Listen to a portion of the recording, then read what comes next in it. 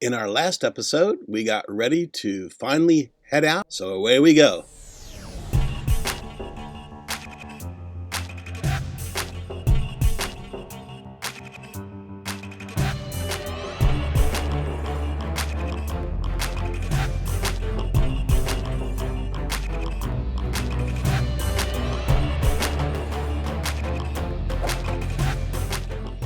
Well, hello. We came back from the North Country and we are seeing a weather window. Look at the beautiful sky behind me. Red sky at night, sailor's delight. So it looks like we have a weather window and we're both excited about that.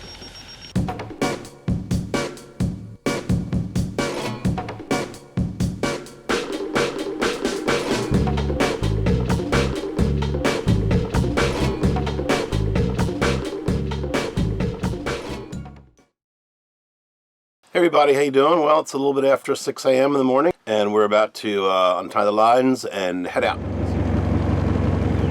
And we're off.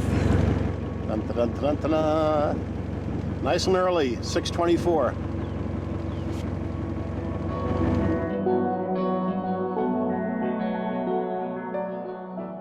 Beautiful sunrise. One of the very best things about being so close to nature in a sailboat. If you're a viewer and you've been thinking about buying your own cruising sailboat and going to exotic places, that's a wonderful dream. Our channel likes to show some of the difficulties that are encountered. You know, if you're a handy person with tools, that's a real plus. But for us, it's really been a on-the-job training. For us, it's really been worth it, but I have to admit I did not know the extent of maintenance that's required because it's not always seen so readily. In fact, even on our boat, we don't always film all of the problems that we encounter and all the fixes that we have to do. But here's a little something that we did film, and this has to do with just the simple issue of taking out the strainer on the through-hull seacock for our water-cooled engine. What could go wrong with that? I saw a twig and debris in the strainer. Naturally, I wanted to open it up and clean it out, right?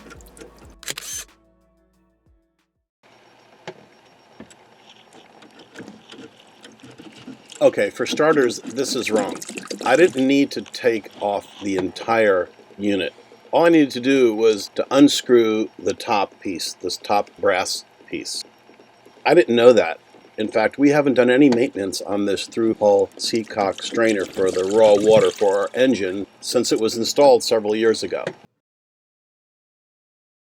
A friend of mine said, boy, you really aren't very self-conscious to be able to show your mistakes on the sailboat, and I'm not. Because the reality is, anyone who owns an old sailboat laughs and knows it's so true. There's a constant list of things to do, maintenance, that is just part of the experience.